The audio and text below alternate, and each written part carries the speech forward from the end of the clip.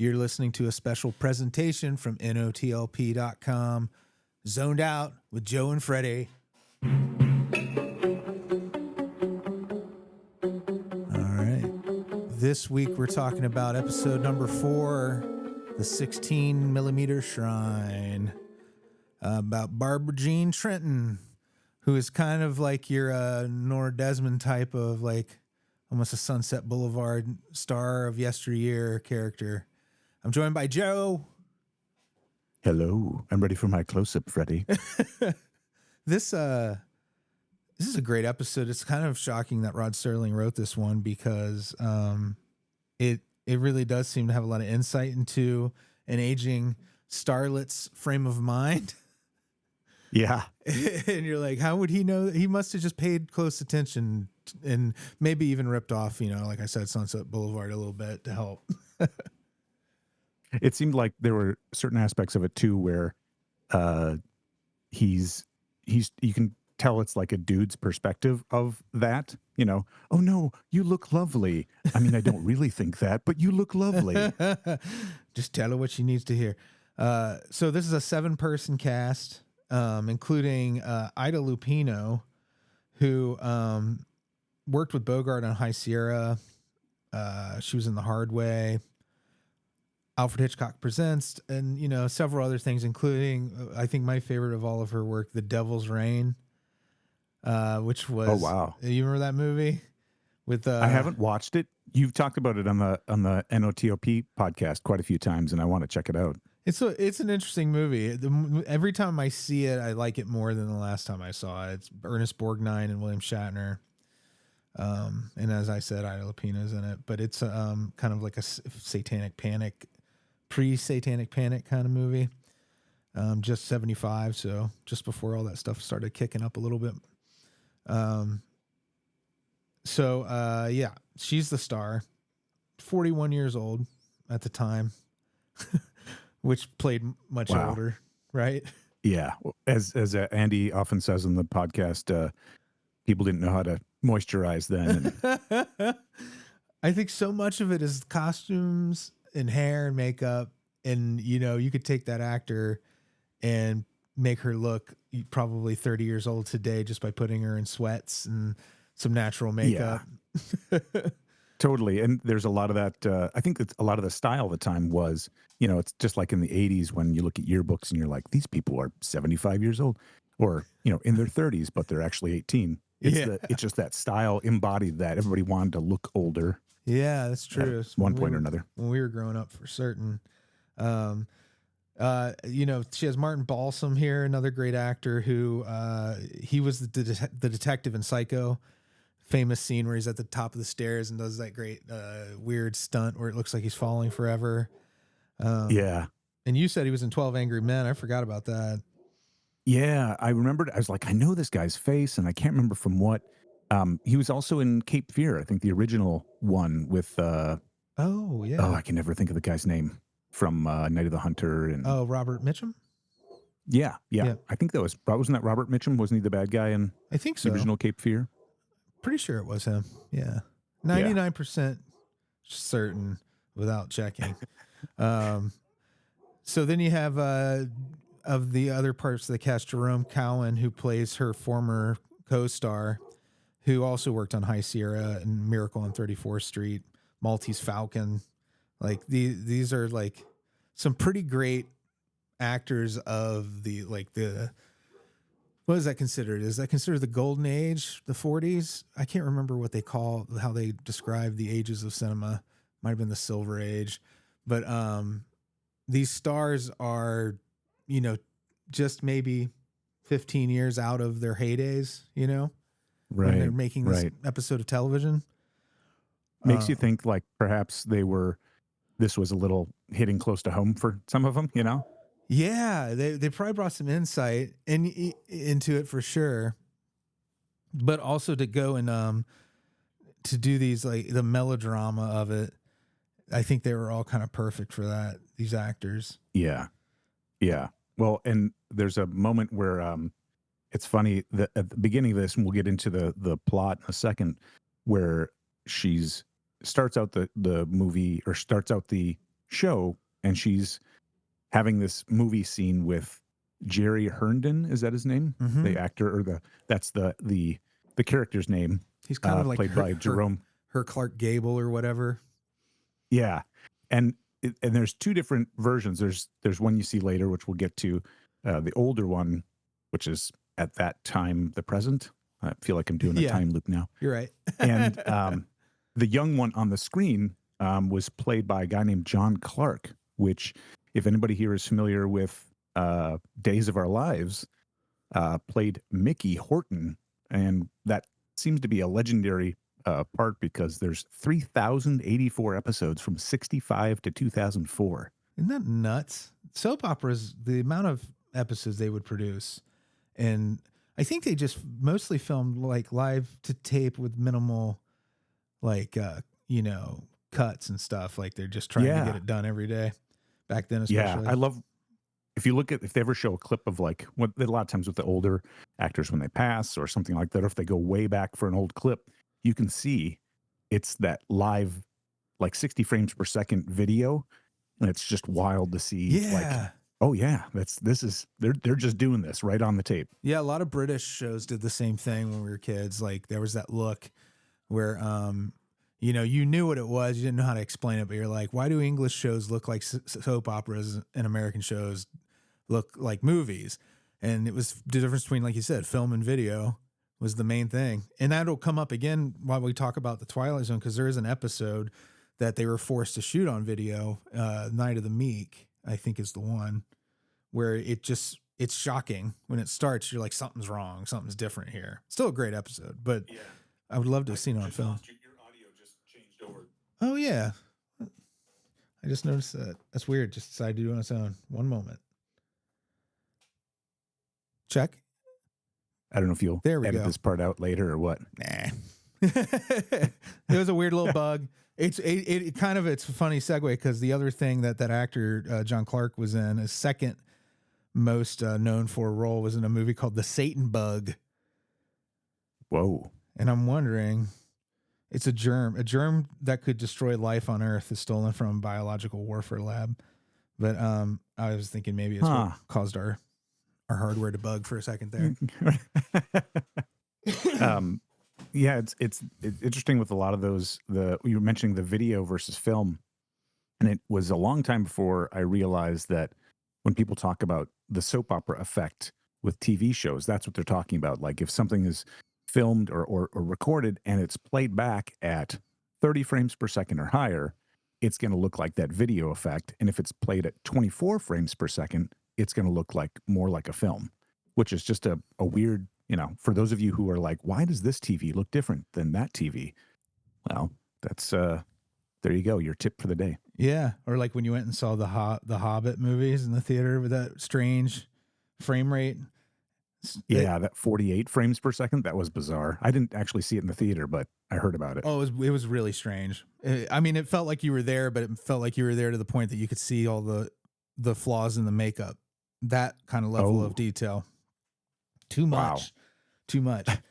It's like the difference between photography and oil painting, Yeah. It's that drastic of a difference, I think. Wow. So yeah, so she's obviously was this big deal film star at one time, and she's spending almost all of her waking hours in her projection room watching her old movies, right? Yeah, I love how it starts out too, because it is starting out with that we can just jump into it, that a cheesy embrace between two lovers, and they're doing the "oh Barbara, oh blah blah blah," the back and forth. It reminded me of the Bugs Bunny cartoons, Looney Tunes.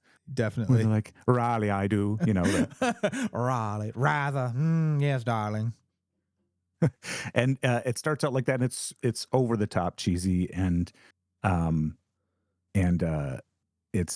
you see that, she's in that projection room kind of watching it herself, it was interesting. I kept thinking that this was kind of, okay, take this for what you will, but it seemed a little progressive to have the story centered around her, right? And her reactions to stuff. And I'm really curious how much input in the process she had, or any of that, because again, it did seem very much a male perspective, but I'm really curious how that might have come off if she were directing this episode. You know, like Yeah. how would she present this experience and all the things going on? Which brings you to the natural point that she was the only woman to later direct an episode of The Twilight Zone. And you could kind of see what Right. her style was. And it was actually one of the creepier episodes of the series, The Masks, where they are And that's a gathering, for their inheritance, I think, if I remember right. isn't it like a kind of a famous episode too? There's Yeah. some real prominent stuff in it. So Yeah, it's got great interesting. everybody there's masks obviously involved, and it's a creepy old, mansion kind of setting. From what I remember, I haven't watched that one in a year or two, so. I'm looking forward to catching up on a bunch of these that it's like, I kind of think like this one, I couldn't remember how it ended. I knew of it existed, but I Yeah. can't remember how it ended. This kind of got a magical arc there. Yeah.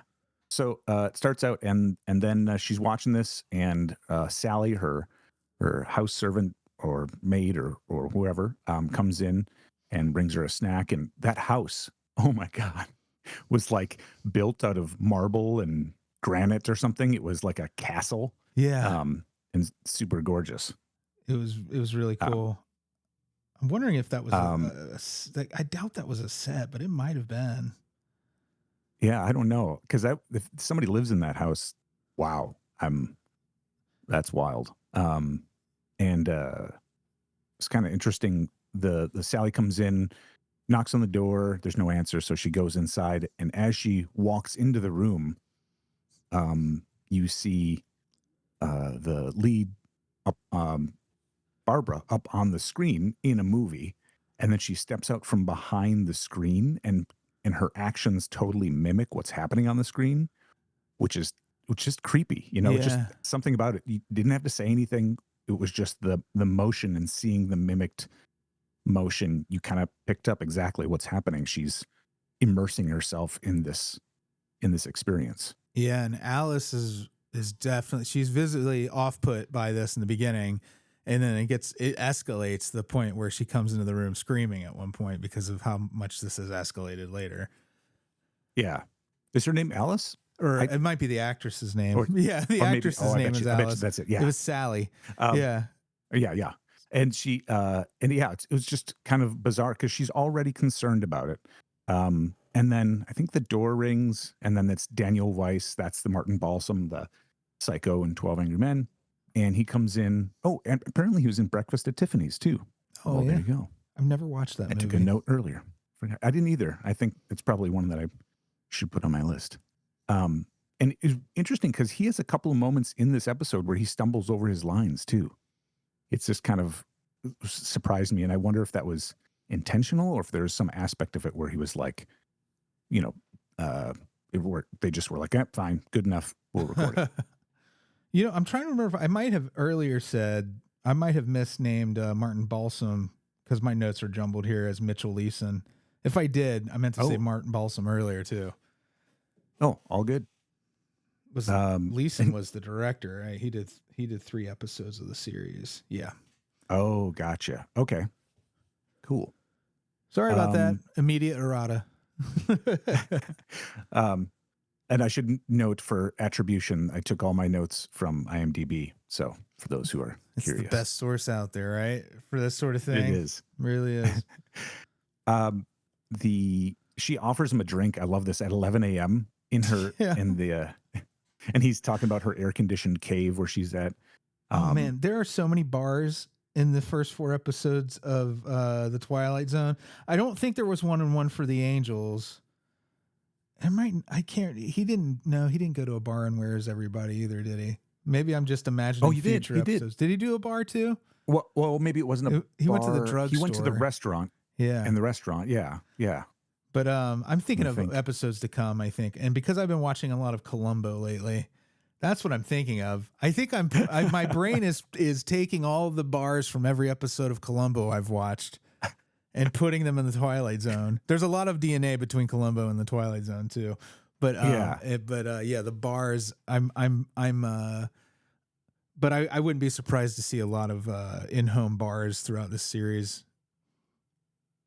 It's So just that a was thing. such a social norm, it seems like back then. You look at Decanted all these stuff, yeah. crystal. Yeah, you see all these houses from the 50s and stuff where if you ever do any house searching, where there's almost always a wet bar somewhere in the basement, and it's like, it's kind of the style, I guess. Yeah. Um, and so it starts out, and he's talking to her about the movies she was watching, and she says, "Oh, it was a Farewell Without Tears," and he goes, "1933." And she goes, and she gets, visibly a little irritated. And then she's like, "And A Night in Paris." And he goes, "1934." And she's like, "Do you have to talk about, The the years. time? What do you grandfather time or father time now?" Um, and it comes out that was like 25 years ago. So it's significantly in the past. Um, and he's talking about how it's sick that she's stuck in her room watching movies all day. And my thought of it was, man, like how reflective of this is our video games of today or virtual reality or, Yeah. so there's some connection there. It's like she experienced the pandemic. Right. Exactly. But she was all set up for it. She had all these movies Yeah. and yeah. And go ahead. Oh no, I was just laughing. I was just thinking about my imagination was running away with the pandemic and what we could have done, but it would spoil the ending of the episode to say it now. Right. Right. So let's see. He tells her that he's got a role. He found somebody to give her a role, and she gets super excited because she's like, "Oh, another leading role! I'll jump right back into this." And you can see right away on his face, he's like, "Oh, she doesn't know. She doesn't get it." And so he gets into this. What is it? Producer or executive's office? He's like a high up in the studio system or something, and yeah, he's doing it as a favor. Is kind of the sad part. Yeah, I imagined one of the Weinsteins or something.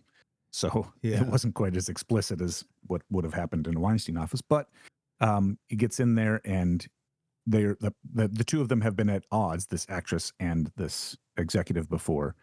And he's like, "Did you tell her about the part?" And she's like, "No." He's like, "Ugh." And then he goes, "Well, so you'd play a mother, and she's young and vivacious at heart, Yeah, a young And 40.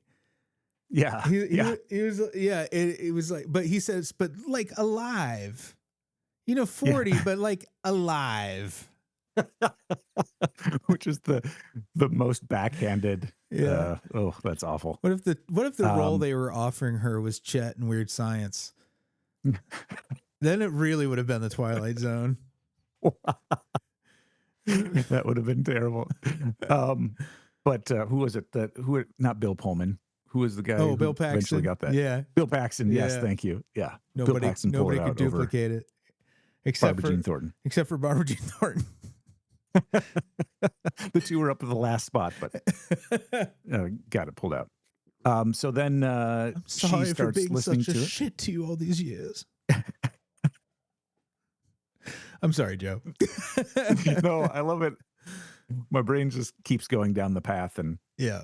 They don't write Barbara good Jean roles Thornton for women anymore. right. The one where in the end of the film you end up as a giant pile of feces. That talks. Yeah. So they go back and forth a little bit, and Barbara Jean is oh, by the way, we're quoting Weird Science. Those who don't know it, that's a movie from the 80s. Oh, We yeah. should try to do a different podcast about 80s movies or something. We should just devote an entire podcast to Weird Science every week. Keep rewatching it. Episode 47. Today we're going to interview. A quick aside, not that I haven't totally Yeah. derailed this conversation already, but just hold. My friend Jason Cretton wrote a blog. He would do this thing called the Summer of Predator, where every day for the entire season of the summer, he'd watch the original Predator movie over and over again every day. Yeah. I love that. It's like, that's dedication. Yeah. No way. I couldn't. I think he knows it better than the people that made it know it now.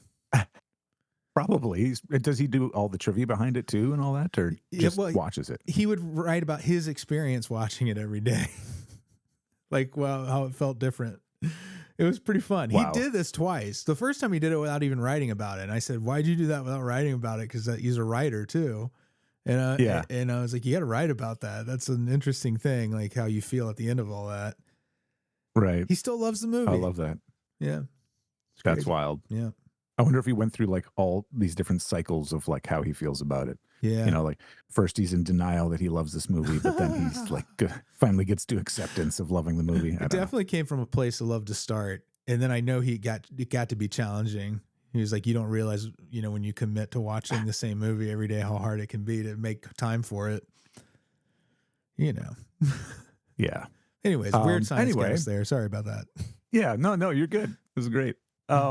So they go back and forth, and she immediately is like, no, hold on. I don't do bit parts. She's very, very, some would use the phrase entitled now, but very like, this is beneath me. And immediately the executive's like, see, I told you she can't do this. And clearly Dan, the character Dan, was trying to mediate and get her a role, and or had connected them. And he calls her a number of different things, but comes right out and says, you're just, one of the lines that stood out to me was an aging broad with a scrapbook. I love like, that. ooh. I cringed too. Like my response to that was like, this is brutal teardown of a person. Like it is so mean spirited and to the point and callous. And I think it shows how great of a writer Rod Serling is too, that he could write something so biting and mean spirited and be such a positive guy. Like his outlook is, that at least it always seemed that there was kind of a hopeful element to his stories. If we can change, but he wrote some mean dialogue here, man, some really mean dialogue. Which is interesting too, when you think about like having that effect, that impact that it has without, today you'd see probably a bunch of swearing and curses and all that stuff. But he was just like, oh, I'm just going to be incredibly incisive and dig into your insecurities and all this. And she turns and leaves, and Dan, the character, comes back, to his credit, gets in his face and is like, I hope to see you when you're down and out someday, so I can give you a swift kick in the teeth so you know exactly what that feels like. Yeah. And it was just like, ooh, I like that. Like, not that he's threatening him with violence. That's not great, but really to address the guy and say, that sucked. You're awful, Yeah. What a great character. Address that. That's the moment when that character won me over 100%, which is, I'm sure, why it's there in the story, but it's like, you're just like, yeah, this guy's like her hero, kind of like, not her hero, more like her champion. Yeah. Like, just a good friend. Yeah. Genuinely. And it's not that she needs him in the story necessarily.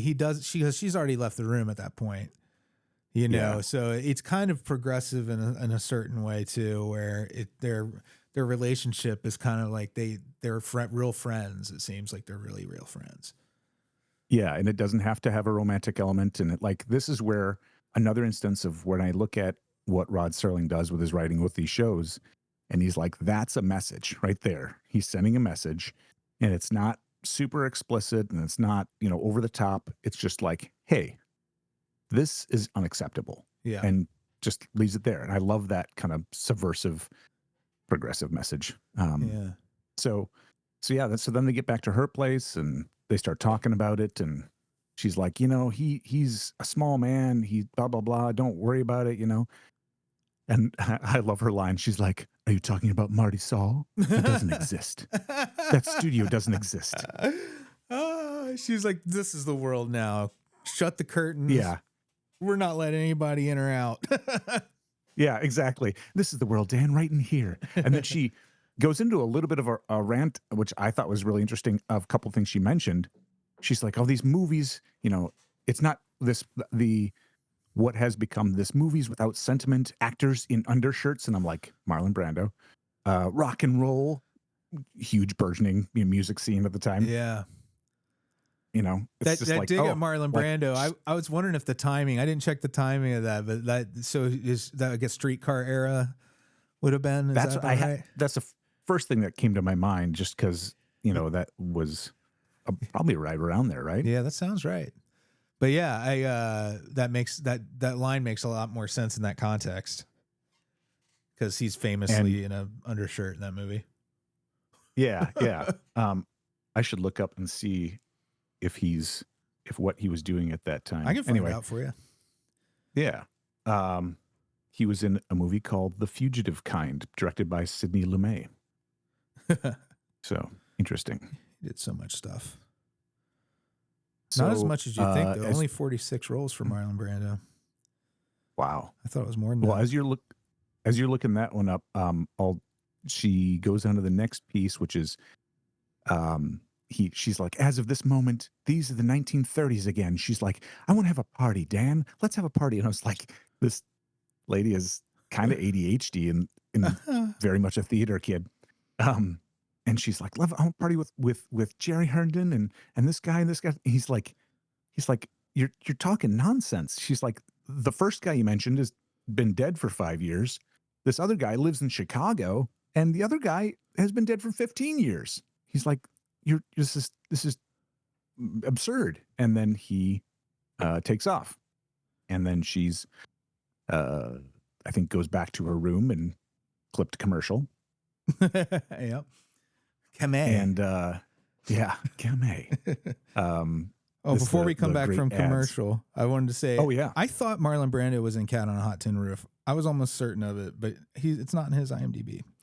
So I must be crazy. Maybe she's thinking of On the Waterfront. Oh, yeah. Well, isn't a Streetcar Named Desire? That's what I meant. When was that? Was that also Tennessee Williams? Yeah, I think so. That might be why. Yeah, that's what it was. If you're listening 51 and Streetcar. Screaming, if you're screaming at your podcast right now about what Tennessee Williams did or not right, we should probably get you an email address to send your comments. You could send those to crew@notlp.com. It's probably the easiest way to get us. Awesome. And I'll make sure Joe sees them if you do. Right on. So, yeah. Cat on a Hot Tin Roof and Streetcar, yes. Perfect. Back from ads. Back from the ads. She's watching, movies again in her, as Dan calls it, her air-conditioned cave. And Dan comes up and tells Sally at the front door that he's gotten Jerry Herndon from Chicago. And she wants him to, can you, when he arrives, can you take him into the foyer, whatever room, waiting room? And then he goes and tells Dan tells Barbara, hey, I've come to have a visitor visit you. And she's like, oh, I don't, don't you know all my friends are dead? And he tells her who it is. And she's like, oh, let me put my face on and blah, blah, blah. And all these things. Oh, that's a terrible phrase. I think so she goes in before she goes in that room. I think is that when you see all the photographs of all the other actors that she knew, like younger. I think maybe that was the part where she's talking about how she wants to have a party. Okay. She wanted to invite she goes them. And looks and yeah. I just wanted a quick aside before we introduce the older version of her co-star.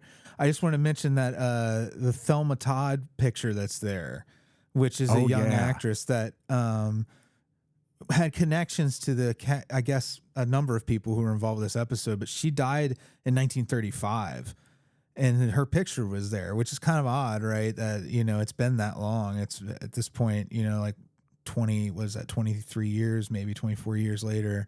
And they have this picture of her like an 8x10, but like she had a mysterious death, like after leaving the party of, I think the father maybe of the star of this episode or somebody involved. Like there was a Hollywood Hills kind of party and she left and then she died of carbon monoxide poisoning in her car. Like what? Yeah. So they don't know if it was an accident, but listed as suspicious. And I thought that was really interesting in the fact that she's displaying this photo of this particular actor. Of all the actors they've probably known at this point who have passed, because the cast of this movie are of, middle age, like I called it a movie, but this episode. But I thought that was really interesting, like how she's looking back on all these people, and one of them is somebody who was like a real person who's not around anymore. I thought it was really interesting. Yeah, that's really interesting, that's interesting to tie to the episode too. So, Yeah, Huh. because it fits the That's theme. Yeah. right. So That's wild. sorry about that. We want to get back to the No, young it's a great versus old. factoids. Yeah. Yeah. So she comes down and she's like, she's like, I'm here. And Jerry steps up, and Jerry's an old dude With big thick like, glasses. with giant Coke bottle glasses. I love it. It's such a great look. I don't think the score played a timpani hit, but it might as well have, or like a spring breaking or something when he turned around. Like it was that level of shock. Yeah. We're like womp womp. Like it's like I aged too. and the thing that he says to her, he's like, what? She's totally taken aback. And he's like, oh, I gave up acting long ago. I run a chain of supermarkets outside Chicago now. The guy was born in 1897. She's like, a chain of supermarkets. Huh. Yeah. Like, and that's where people go to buy groceries. What are groceries? I don't know. Sally brings me things. I just love it. Yeah, that's exactly how that felt. And she's basically denies his existence. She's like, no, this is Jerry, not quite to that level, but like, you're dead. You're dead. You're dead like all the others. And he's just like, okay, well, I'm going to go now. It's nice to see you. Here's some coupons. Good for 30 days. So he leaves, and then Dan leaves and is like, that wasn't cool, and then he heads out also, and she heads back to the screening room, and she gets in there and she starts watching again, and she goes, there you are, Jerry. There you are.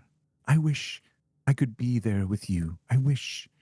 And then the visual effect of like the blurry screen, the doodaloo, doodaloo, some magic going on.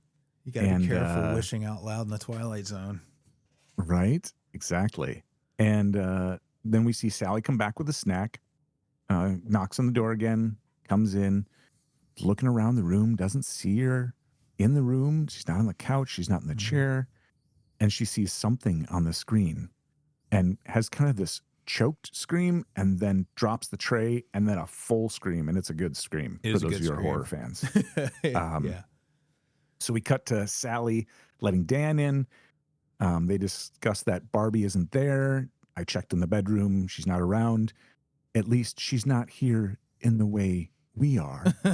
And they're in the screening room, and Dan sits down and looks over at the film projector, and he starts leaning towards it. And she goes, "Are you gonna run it, Dan?" And he goes, "Yeah, I'm gonna run it."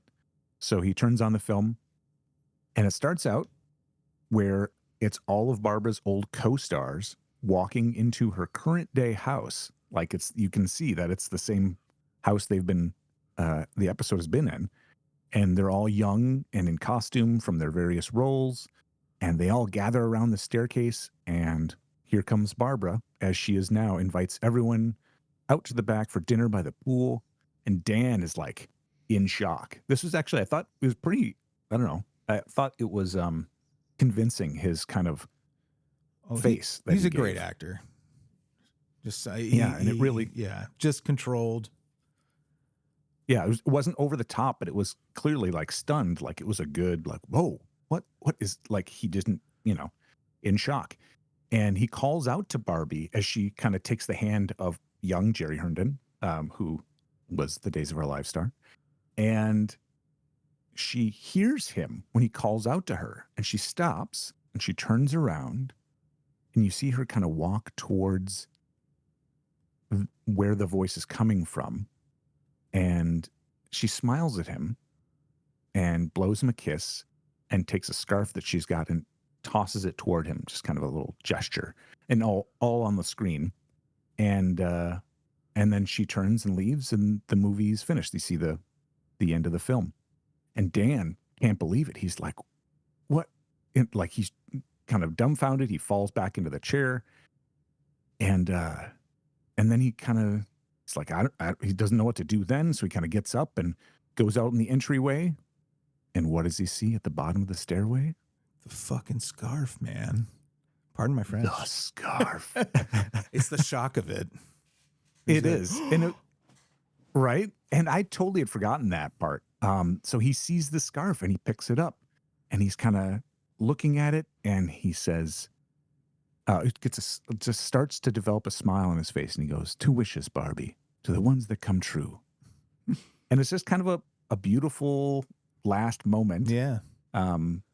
She got to go and be where she wanted to be. Yeah, it was really sweet. At 41, it's a little premature.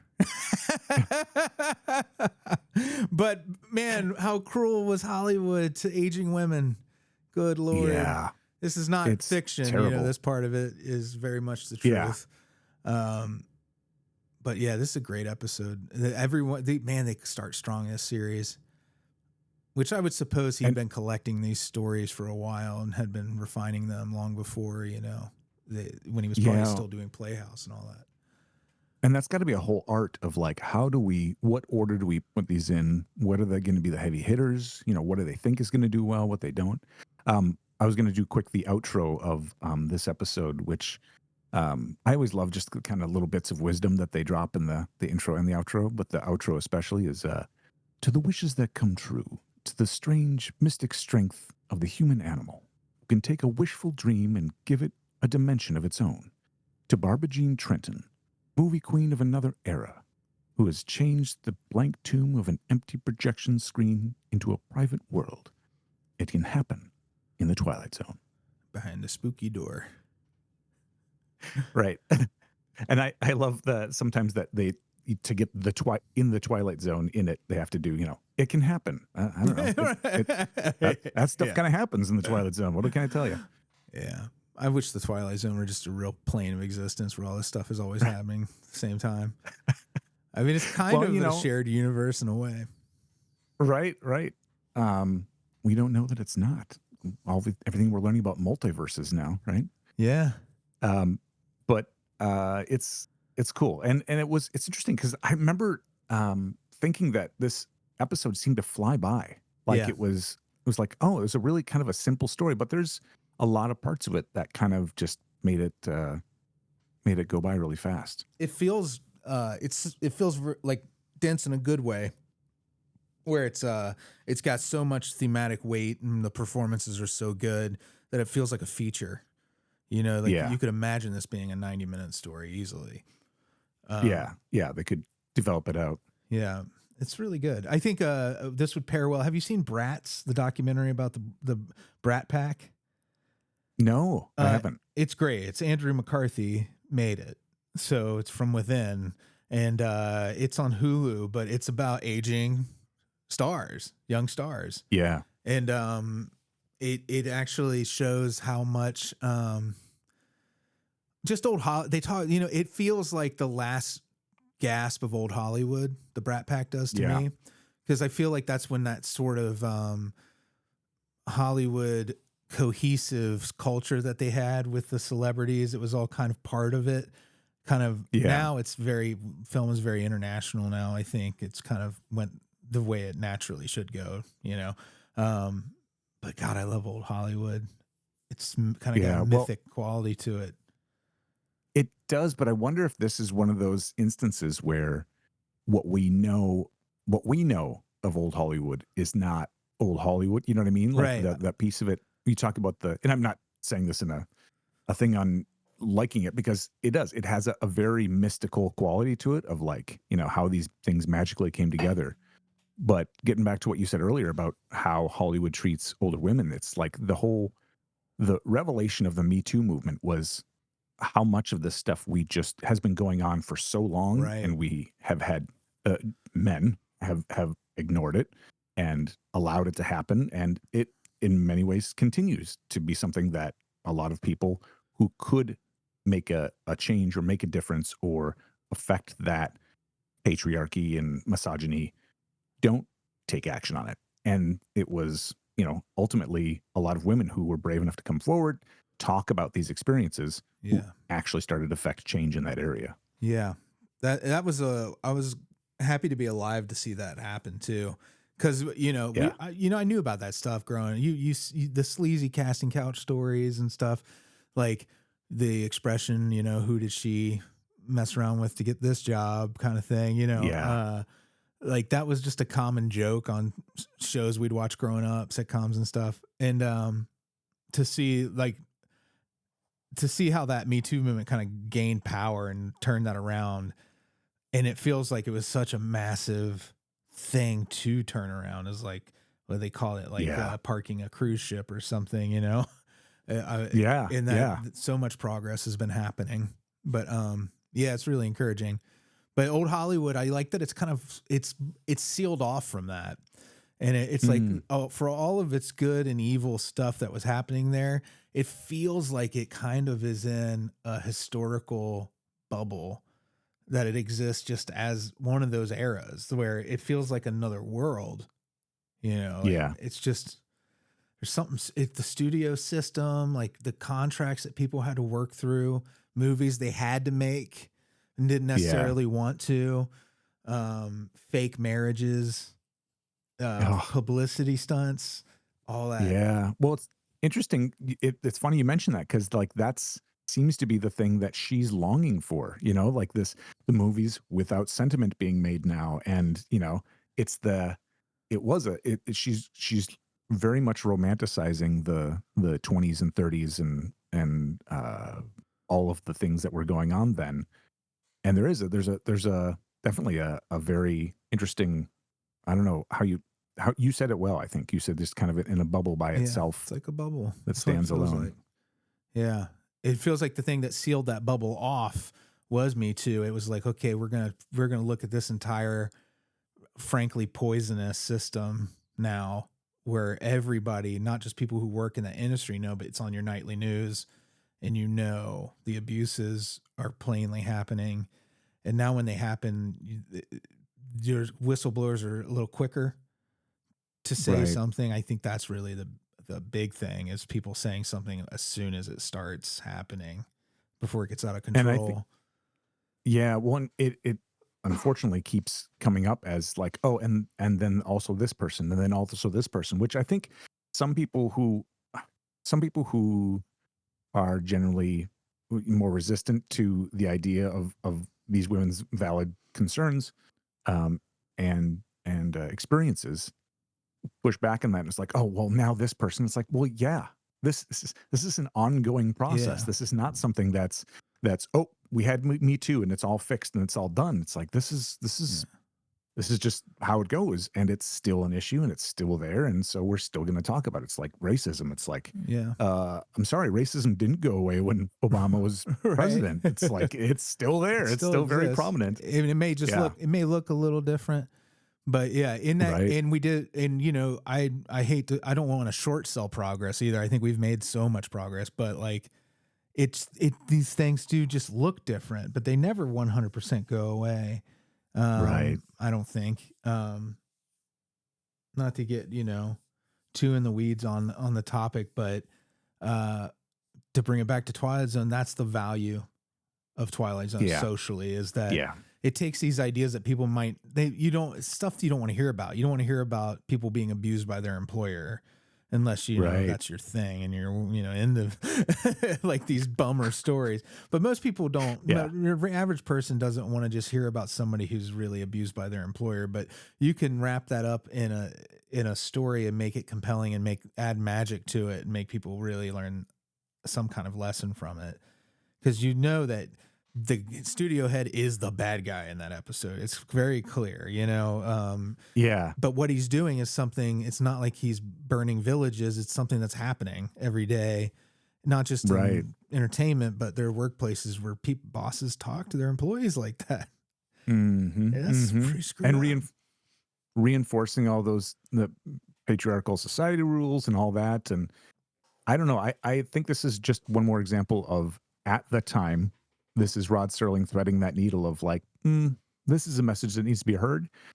I'm still going to stay on the air. I'm still going to keep giving these messages. But, thinking about he had executives he had to report to in Yeah. producing this, and he's portraying them in a movie executives versus TV executives, but in a real negative light. Yeah. So that may have been pushing the boundary at the time a little bit too. So, I feel and like there was a lot of this isn't about you happening, yeah, because again, this cast has connected. The people working on this episode have many connections to old Hollywood, and you're like, well, it could be, the worst case scenario, like if you ever read about what happened with Citizen Kane and William Randolph Hearst, of when somebody realizes that a fictional work is about them, the lengths they can go to make it not get out into the public. That could easily I have don't know all happened. the details. Oh, Yeah. it's so worth reading about. The battle, I think the book's called The Battle for Citizen Kane or something like that.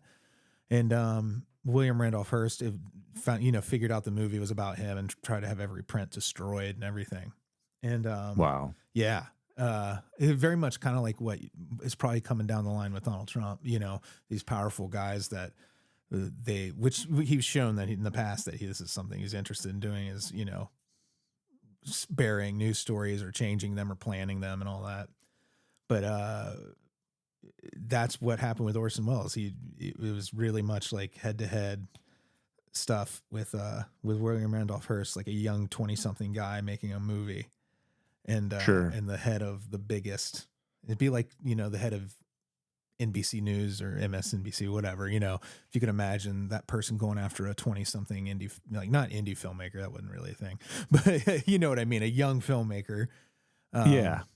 It's just funny to think like that we don't imagine that world, even though it's still happening with politics, kind of what was happening with in the movie industry back then. That we just accept it in the day to day now. When you see it on the nightly news, you're like, all these guys are just at each other all the time, and Right. and it's this vicious thing. And we just came out of that election cycle, so it's like top of mind. But Yeah. but this was, I guess what I'm trying to say is, this was maybe insulting somebody with power making this episode. Yeah. I felt like I took a long walk around to get to that point.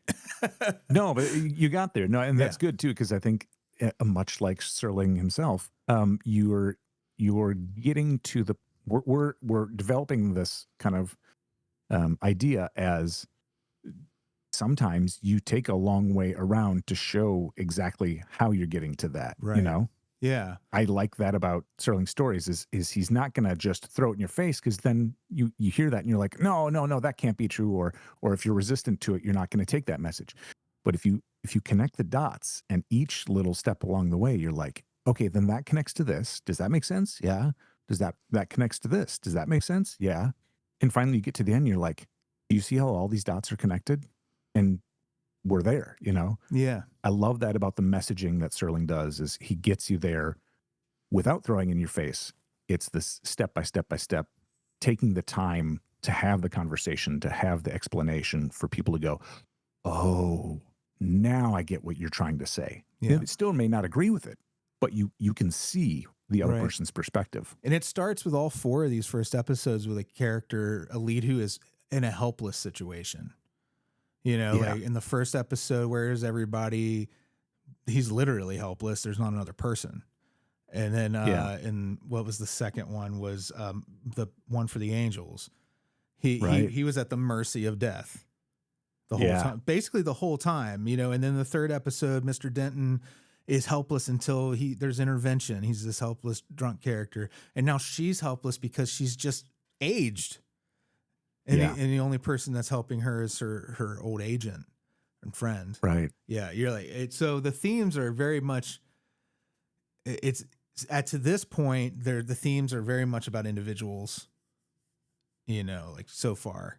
He gets out of that eventually, even in the first season, but it's interesting how these stories are very much the stories of, which you kind of have to do in a 23-minute format. You can't make an ensemble story. Right. It's very difficult, but he does create some ensemble stories. But yeah, just the helplessness and the hopelessness is like the ground level when people, it seems like that's when you cross over into the Twilight Zone, man. It's right there. Yeah.